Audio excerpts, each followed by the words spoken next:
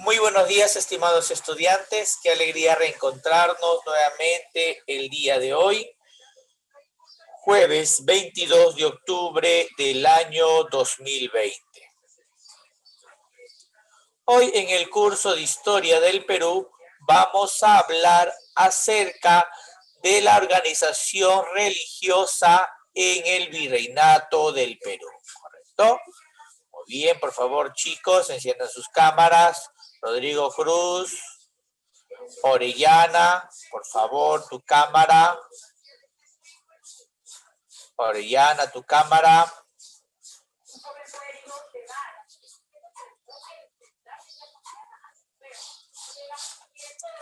Muy bien, vamos a compartir la diapositiva.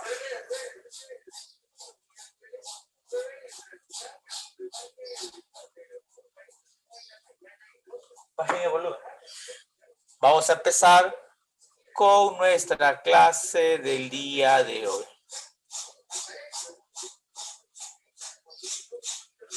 Muy bien, a ver chicos, un instante, por favor, un instante.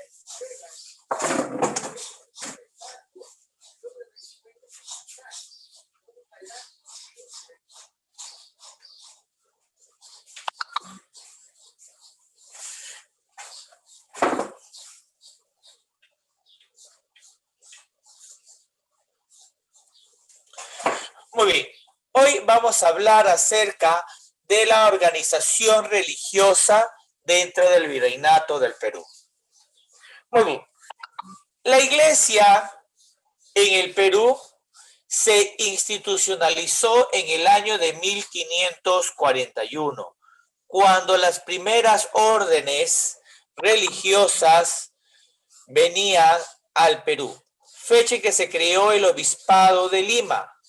7 años después fue elevado a arzobispado. Muy bien. El primer arzobispo fue Fray Jerónimo de Loaiza y el segundo fue el santo Toribio de Mogrovejo. Bien. Vamos a ver un instante.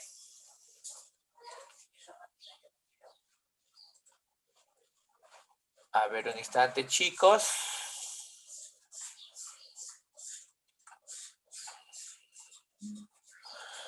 En su principio, todos los obispados de América del Sur y aún los de Panamá y Nicaragua dependían del arzobispado de Lima. ¿Qué significa? Que a través del arzobispado de Lima emanaban todos los documentos, emanaban todo las directrices en las cuales se tenía que regir la Iglesia Católica dentro del virreinato.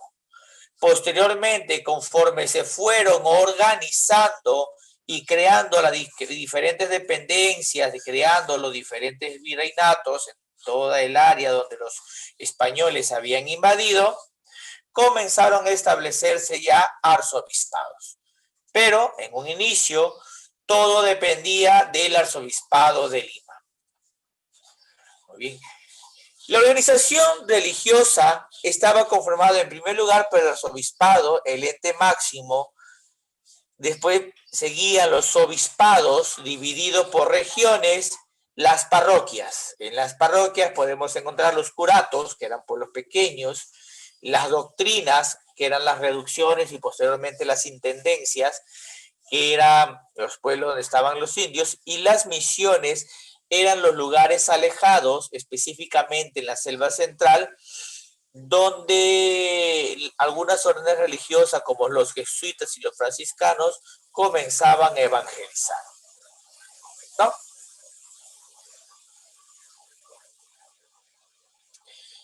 La política de la religión en el Perú instaurada por los virreyes tenía como el objetivo de extirpar la idolatría. ¿Qué significaba eso, extirpar? Exterminar por completo con las deidades que adoraban los incas. Entonces, Eso era el objetivo básico, principal y primordial que tenía la religión en el imperio. Después de la invasión española al imperio, la imposición de la religión fue un pretexto para consolidar dicha dominación a través de mecanismos ideológicos que buscarían perpetuar el sistema opresor injusto que beneficiaba únicamente a los peninsulares. ¿Quiénes eran los peninsulares? Los españoles. ¿Correcto? La tarea de adoctrinamiento y catequización implicaba destruir los elementos propios de la cultura andina. ¿Qué significa?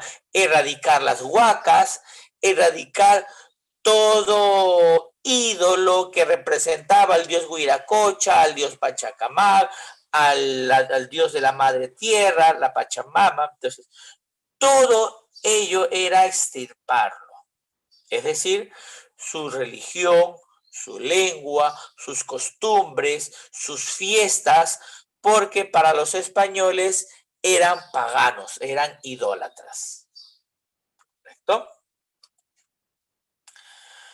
Esa extirpación de raíz que implicaba los elementos que destacaban esa identidad cultural inca, privar al indígena de sus armas de resistencia espiritual e ideológica, sin la cual era difícil que aceptaran con resignación y sumisión la nueva fe y cultura occidental europea.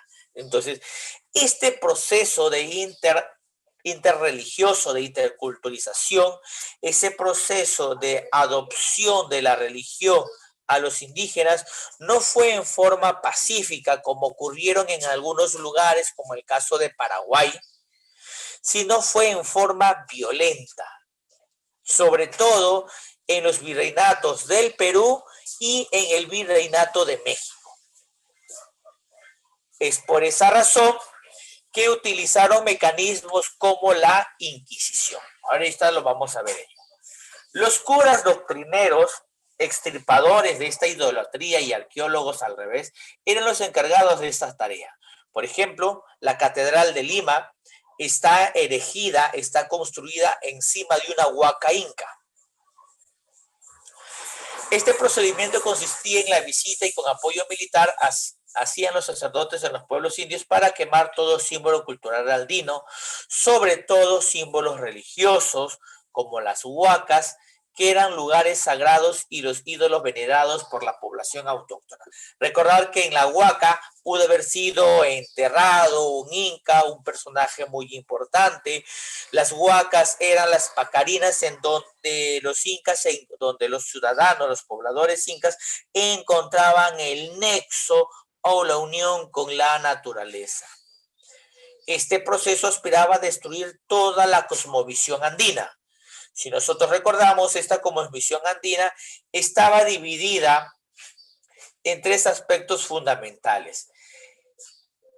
En la parte de arriba, en la parte alta, conocido, correcto, esta parte alta, donde estaban los dioses, donde moraban las principales deidades, era conocido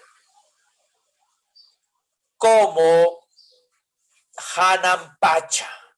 Esta Hanampacha era el mundo superior, era el mundo de los dioses. Y cuando los dioses querían comunicarse con el pueblo, ¿correcto? Ellos utilizaban al cóndor o kuntur como un mensajero del mundo superior. Y los sacerdotes observaban su vuelo tratando de interpretar los designios divinos.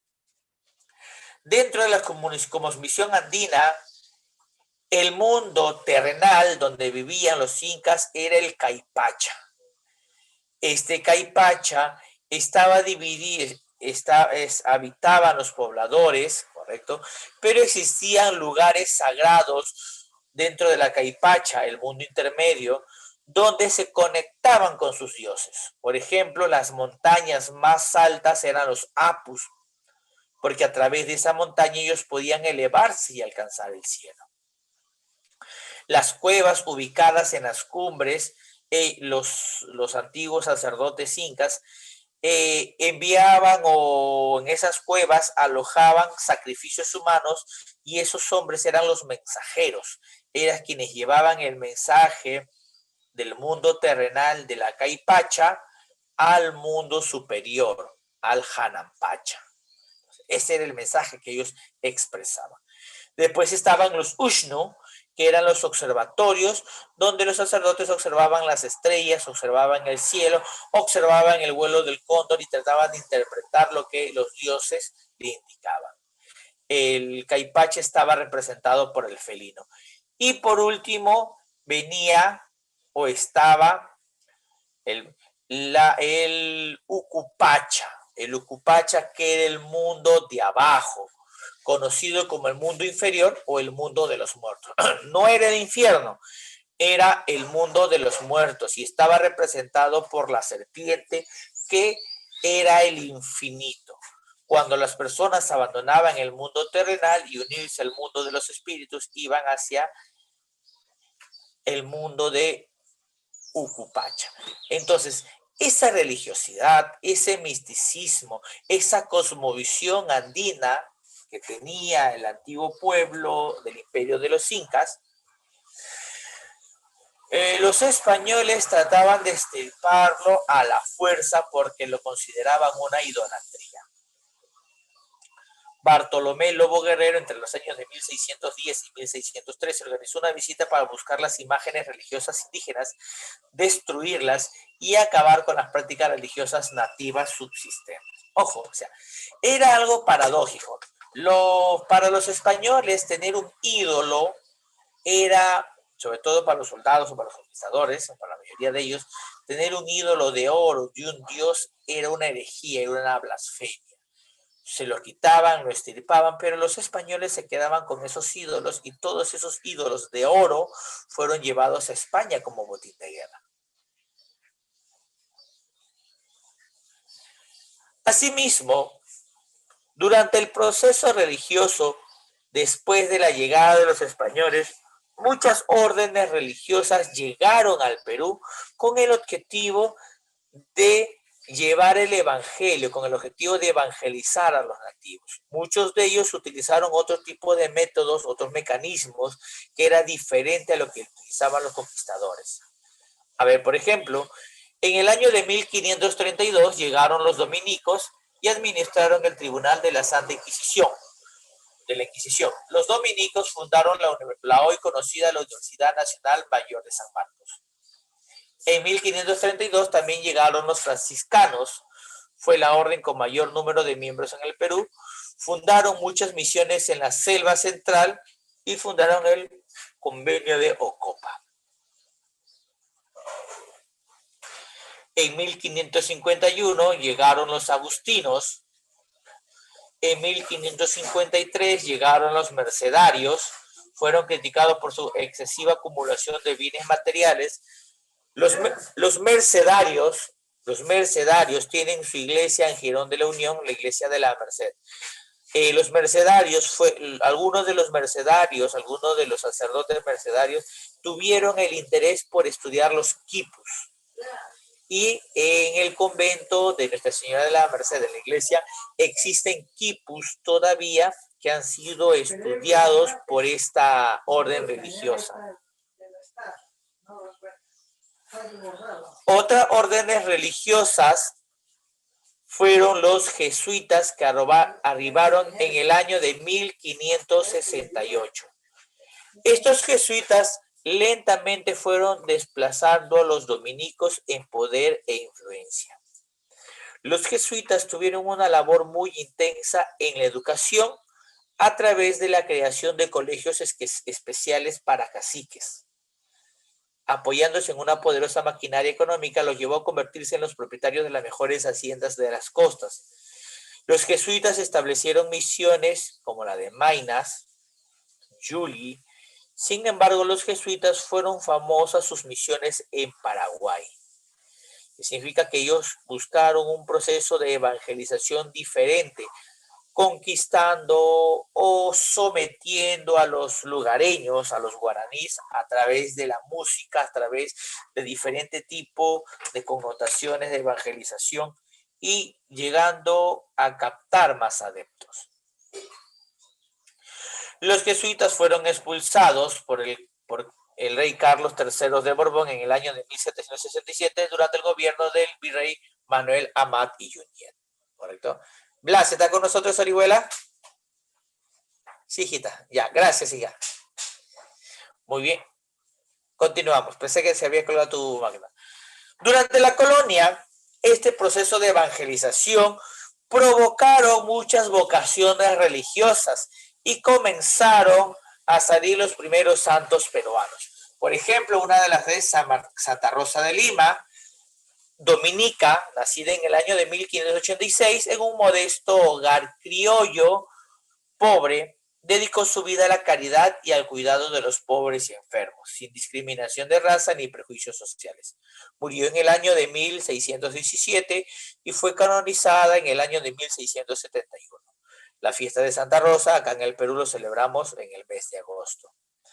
Otro santo peruano que nació producto de este proceso de evangelización fue San Martín de Porras.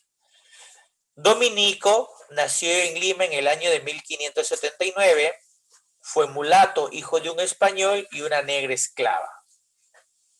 Dedicó su vida al cuidado de enfermos en los que realizó curaciones asombrosas.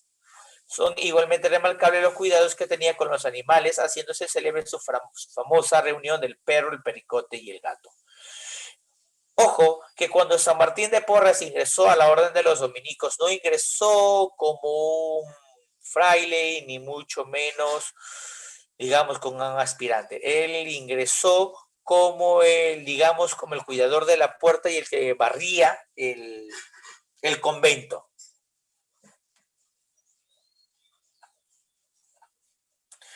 Otro santo fue Santo Toribio de Mogrovejo, que nació en España, pero llegó al Perú después de asumir sus votos sacerdotales.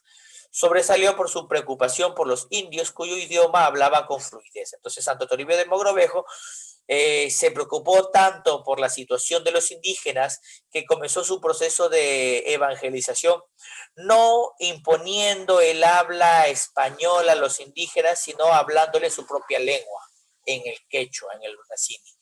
Por esa razón que hablaba con mucha fluidez el quechua, llegó a ser arzobispo de Lima, murió en Saña en el año de 1607, siendo canonizado. Otros santos, por ejemplo, San Francisco Solano y San Juan Macías. En el Perú, para poder extirpar la herejía, para poder extirpar a aquellas personas que practicaban también otro tipo de religión que no sea la católica, se estableció el Tribunal de la Inquisición. Se le adjudicó el nombre de Santa porque supuestamente condenaba a las personas por herejes. Llamado también el Tribunal del Santo Oficio, fue establecido en el Perú en el año de 1570 durante el gobierno del virrey Toledo.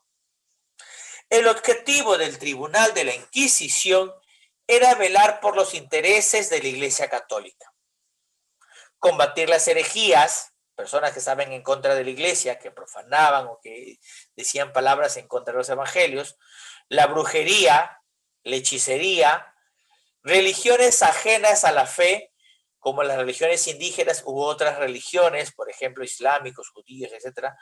Los indios estaban fuera de su jurisdicción. Este tribunal estaba integrado por un fiscal, un comisario y 3 inquisidores. Durante sus investigaciones se aplicaba la tortura como mecanismo de purificación de alma para obtener la confesión del culpado. Primero lo interrogaban y si el culpado decía no, automáticamente comenzaban el proceso de la tortura para purificar su alma de esta forma hasta que el condenado aceptase su culpa. Una vez que aceptaba la culpa, se terminaba la tortura y venía el castigo, que era peor que la tortura, en algunos casos la muerte, la quema en la hoguera, el garrote. Muchas personas condenadas por el Santo Oficio aceptaron sin tener la culpa. Muchas fueron condenadas en forma injusta. Ahorita vamos a ver el porqué. Una vez declarado culpable, el tribunal sentenciaba el castigo que debía padecer el infeliz. ¿Correcto? ¿Por qué? El tribunal de la Inquisición o el tribunal del Santo Oficio se dejaba llevar por las denuncias que hacían las personas. ¿Qué significaba? Si yo era vecino de Cristel y Cristel no me gustaba su forma de ser, o yo, digamos, no me caía bien y la detestaba, yo la podía denunciar al tribunal del Santo Oficio por brujería. El tribunal iba a su casa, la sacaba de su casa, la llevaba al tribunal y comenzaba a juzgarla, a someterla a diferentes tipos de castigo, de purificación de alma para que aceptase su culpa. La sentencia que recibían las personas acusadas se le conocía como el nombre de auto de fe, que era ejecutada por el poder secular en la Plaza de Armas de Lima en presencia de las más presencia de las más conspicuas autoridades virreinales. O sea, significa en presencia de las personas de alto poder. ¿Correcto? Las penas iban desde el azote, recibías unos 50, 60 latigazos, algo pequeño nomás, ser quemados vivos, ahogados, ahorcados, o si la pena era menor, eras paseado con un cono llamado el cono de San Benito, un cono en puntiagudo en tu pecho, lo que te acusaba, y eras paseado por todas las calles de Lima, para que todo el mundo viera el pecado que habías cometido. Durante los 244 años que duró la Inquisición en el Perú, 371 personas fueron sentenciadas a diferentes penas, 32 de las cuales murieron quemadas en la hoguera, aunque hay autores que elevan esta cifra a 59. Pero, profesor, ¿cómo se sabe eso? Es que el tribunal tenía cada juicio lo escribían, lo relataban, y todo el proceso de juzgamiento también lo escribían. Es por esa razón que se habla de ciencia cierta que en el Perú, en los 244 años que duró la Inquisición, 371 personas fueron sentenciadas. Muchas personas, por el miedo a la Inquisición, se abstuvieron de practicar su fe.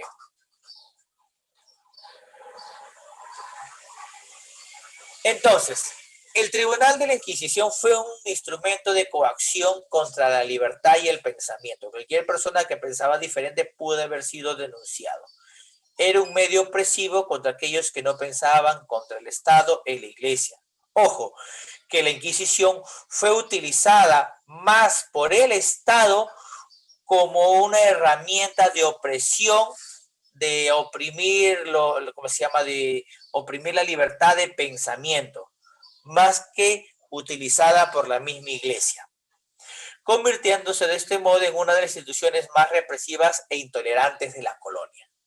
Claro, porque el virrey o alguna autoridad que quería tener algún tipo de beneficio o quería tener algún tipo de tierra y el dueño se negaba a vender, utilizaban a la Inquisición como un mecanismo para matar al dueño de las tierras y yo quedarme con ellas. Supongamos, a ver, estamos hablando, Adriana tiene unas parcelas de 5,000 hectáreas y yo le digo que me las venda y Adriana no quiere. Entonces, como yo quiero esas tierras para mí y ante la negativa de Adriana de no venderla, utilizaba el mecanismo del Tribunal de la Inquisición para denunciar a Adriana por bruja, por hechicería, por algún tipo de castigo, por algún tipo de herejía que ella practicase. Era juzgada, era sentenciada y yo me quedaba con sus tierras y todo fue en beneficio mío. Entonces, vuelvo a repetir, el tribunal fue utilizado en beneficios políticos más que en amedrentamiento de la iglesia para el proceso de evangelización. Horroriza el número de víctimas que en Europa y en el Perú pasaron por las manos de la Inquisición. La Inquisición fue abolida en España en virtud de la aplicación de la Constitución Liberal de Cádiz de 1812 y en el Perú durante el gobierno del virrey Abascal en 1814. el alborozo desató un Lima por o sea, cuando fue suprimido el Tribunal de la Inquisición, desató en Lima por la supresión de esta deplorable institución fue de tal magnitud que el pueblo limeño no dudó en destruir sus instalaciones. ¿Qué significaba? Cuando el pueblo limeño se enteró que era abolido el Tribunal de la Inquisición, la mayoría de pobladores fueron hacia sus instalaciones, que está al costado del Palacio del Congreso de la República, y destruyeron todo. Destruyeron las máquinas de tortura, quemaron lo poco que se pudo salvar o se pudo recrear. Hoy día lo tenemos en el Museo de la Inquisición. ¿Correcto? Muy bien. Chicos, ¿alguna duda, alguna pregunta, alguna inquietud al respecto sobre la organización religiosa del virreinato?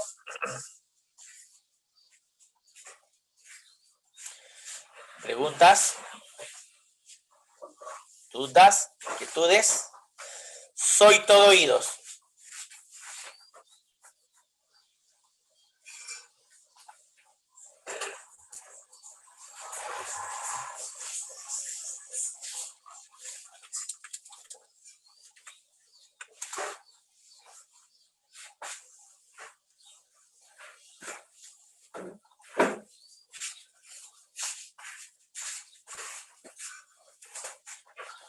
Muy bien, como no hay preguntas, y Daniela Figueroa nos está mostrando a su hermanito, vamos a tomar la evidencia del día de hoy. Todos sonrían.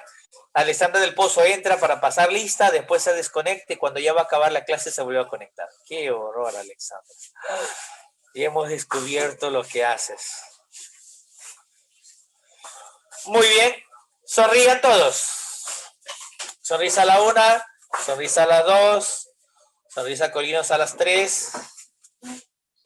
Digan crisis.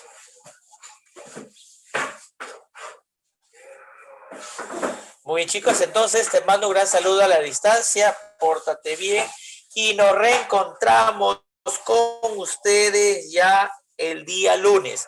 Pasa un buen fin de semana, cumple con tus compromisos a tiempo, ¿correcto? Esa ficha ya tiene que estar al día. De mi curso está al día, yo no me preocupo, de todos mis cursos, pero de los otros cursos porque ya se viene la ficha del cuarto bimestre, así es que completa tu ficha. Nos vemos, chicos, cuídense, bye bye.